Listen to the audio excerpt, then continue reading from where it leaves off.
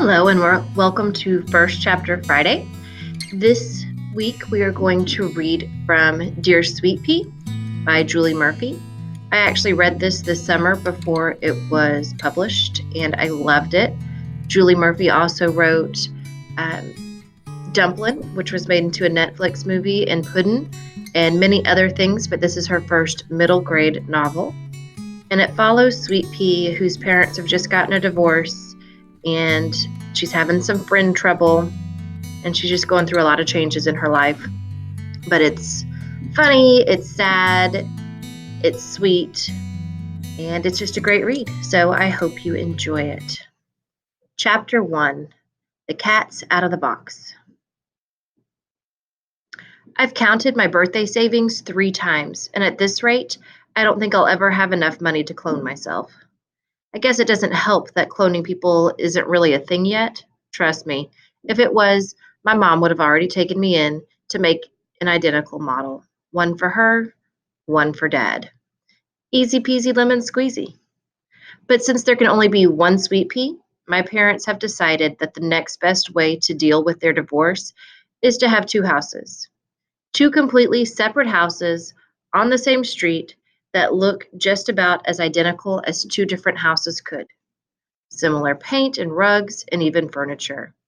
Mom gets the original, Dad gets the dupe, which makes sense since the old house belonged to Nana, Mom's mom, before she died. I've spent a lot of time thinking about which of my things to take to Dad's house, but I'm what Mrs. Young calls a visual learner. So this morning, Oscar Rivera, my best and only friend, and I took an old roll of Dad's blue painter's tape and split my room in 2. It reminds me of the blue line down the middle of the gym that Coach Jeffers uses for dodgeball, which, if you ask me, is even crueler than the section of rope climbing that we did last fall.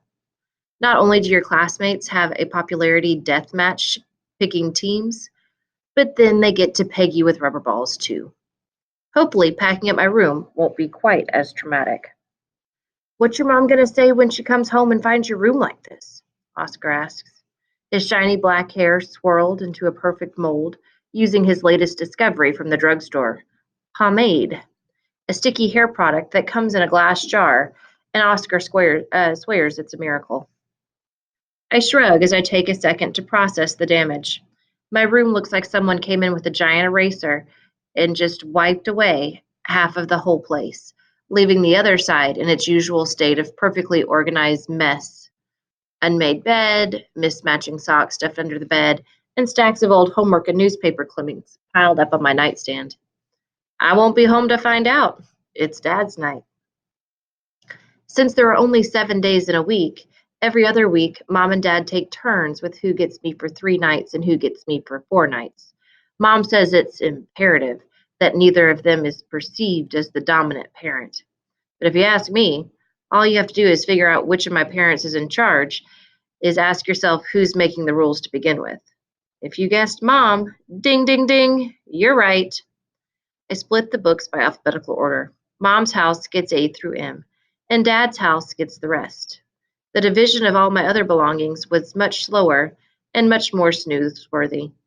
But as Oscar constantly reminds me, if I ever need anything, I'll just be 2 houses down the street, separated only by Miss Flora May's hulking 2-story house. At least you didn't cut your sheets in half, he says, and reaches down for the box with Sweet Pea's desk stuff scrawled across the side. Lift with your knees, I say, mimicking what I've heard Mr. McMullen shout at his employees from behind his desk at Love's Hardware. I wasn't built for grunt work, says Oscar, as he heads for the door. You got the last box? Yep. See you over there. I squat down to tape the flaps of the final box shut before standing, doing my best to lift with my knees. What does that even mean anyway? And why did I cram so much stuff in this box? But then, just as I study myself, a growling meow vibrates from inside the box. Holy crud! I snap and drop the box on the rug. Another meow. This one's a little softer. Oh, Cheese! I'm so sorry. I rip the tape from the box.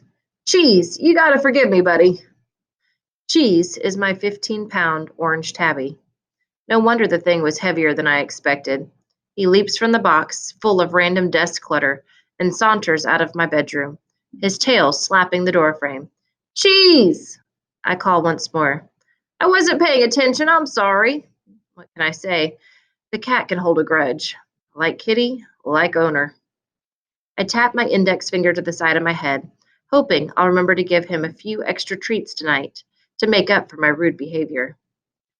Cheese was our big family Christmas present when I was 6 years old. I was given the honor of choosing his name and decided to call him Cheese because, well, he looked like cheese? I don't know. I was 6, okay? In hindsight, I should have named him after my favorite cheese, Pavarotti.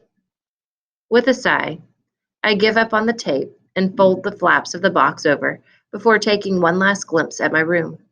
Crisp white trim with peach wallpaper, and newspaper and magazine clippings pinned randomly all over every surface. A few Miss Flora May I, advice column classics, neat pictures of places I can't even believe exist from Dad's National Geographic subscription, and a few strips from the comics section of the Valentine Gazette. I still remember painting the trim with Mom and Dad and the way Mom squealed when Dad ran a wet paintbrush down her back. I think I sort of get what adults mean when they say if these walls could talk. Let's be real though. The thought of talking walls spooks me out big time.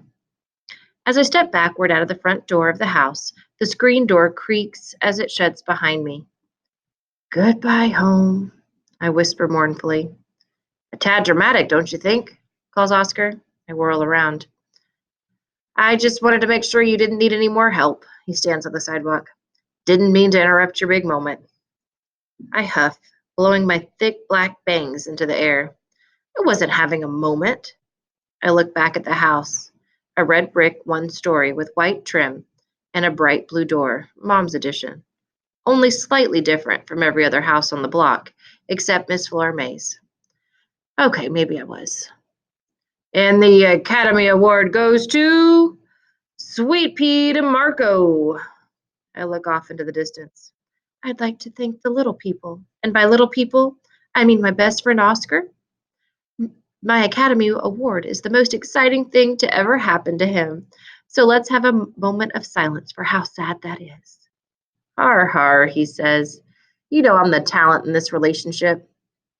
I laugh. If you're the talent, I'm the brains.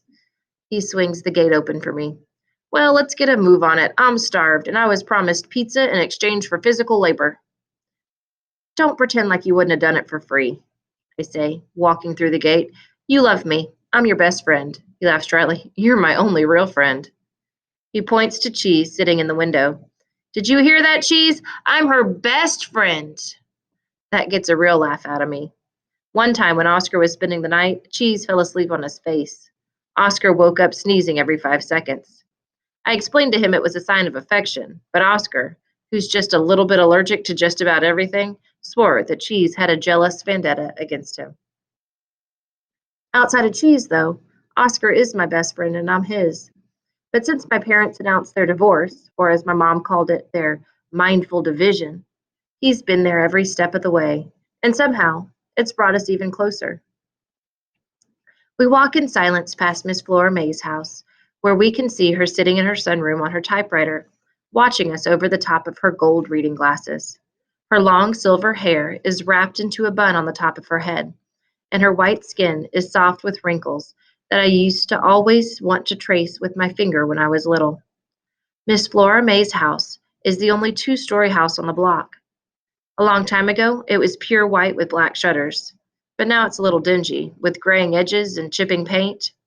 The big wraparound porch and the second floor balcony are still a pretty incredible sight. But I guess people figured out that scientists weren't lying when they say heat rises. Because out here in Valentine, Texas, where it looks like someone just plopped our town in the middle of the desert, no one really messes around with tall buildings unless they have to. So Miss Flora May owns one of the few two-story houses on this side of town, which was mostly built up in the last 50 or 60 years.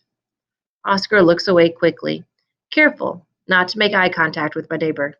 She's not going to put a curse on you, I tell him. He shakes his head. That lady knows everyone's dirt. She's like your mom, except your mom actually has to keep everyone's secrets. It's her job. But people just write Miss Flora May and dump out all their feelings for her advice column. She's bound to know something awful about everyone in this town. He's right. Mom's obligated to keep secrets in a way Miss Flora May isn't. Mom calls it doctor patient confidentiality. Heck, even when someone says hi to her at the grocery store and I try to nose around to find out if they're even a client of hers, she winks and says something about everyone knowing everyone in this town. Well, you've never written, Miss Flora May, I tell him, so you've got nothing to worry about, unless there's something you're not telling me. He rolls his eyes. Trust me, I'm not that desperate. His reaction makes me clam up. I've written Miss Flora May 3 times in my life, and not once has she ever written back. It's the kind of thing I try to push to the furthest corner of my brain, along with every other unanswered question I have. Dutifully, Oscar opens the gate to the house just on the other side of Miss Flora May's, and I trudge up the steps to my dad standing in the doorway. This house was only empty for 2 weeks after the Cordova family moved out, before Mom came up with her genius idea for Dad to live on the same street as us. For the last 4 months, Dad lived in the El Cosmico Hotel in a room with 2 double beds so that I could come over and stay with him. During the day, the El Cosmico is a pretty run-down place, but at night, it was harder to see all the dust and the dead roly-polies in the windowsill. I actually sort of liked sitting out by the pool with Dad under the glow of the flashing hot pink letters and neon green cactus of the sign. But I know Dad was getting pretty down with motel life and not having a real kitchen to cook in. It's a big night, Dad says. First night in the new house. He throws his arms up, gesturing to the house behind him. Not too shabby, huh, Sweet Pea? And I've got some curried chicken pot pie in the oven. Dad pushes his fingers through his hair. Mom used to call it one of his nervous tics, fidgeting with his hair. I'm white, like both of my parents, but like Dad, I've got an olivey undertone and have the same black hair he does, which is wiry and thick, like his bushy eyebrows, which it looks like he passed on to me too. I give the tiny porch one good look, trying my best to give this place a chance. The only thing that makes this house feel more like home than Mom's place is Dad's beat-up work truck out front, a black pickup with a bed full of scaffolding and painting supplies. Same street, new house. I even painted the door to match, he points out. And sure as heck he did. I was thinking we'd get a porch swing just like Mom's, I say flatly. I shake my head and point to the door. You've got the wrong shade of blue. I feel immediately bad as I turn to Oscar and say, let's go. Sometimes Oscar says the wrong things at the wrong times, but right now he's got my back and follows me into my room in my new second home. And because he's a true best friend, he even slams my bedroom door for me because my hands are full. Okay, and that's the end of chapter 1 of Dear Sweet Pea. So they talked about Miss Flora May, who is living in the house that's between her parents. And pretty soon, Miss Flora May is going to go out of town and ask Sweet Pea with some help with her advice column. And so while Sweet Pea's dealing with all this stuff, she starts kind of working through some of her feelings by maybe overstepping some bounds with the older lady's advice column. So it's a fun read. It's quick, easy. It'll make you laugh. It'll make you cry. So I hope you give it a try. We have it here in the library. It just came in today. And you can find it at your public library or you can buy it wherever books are sold. Happy reading, Thundercats.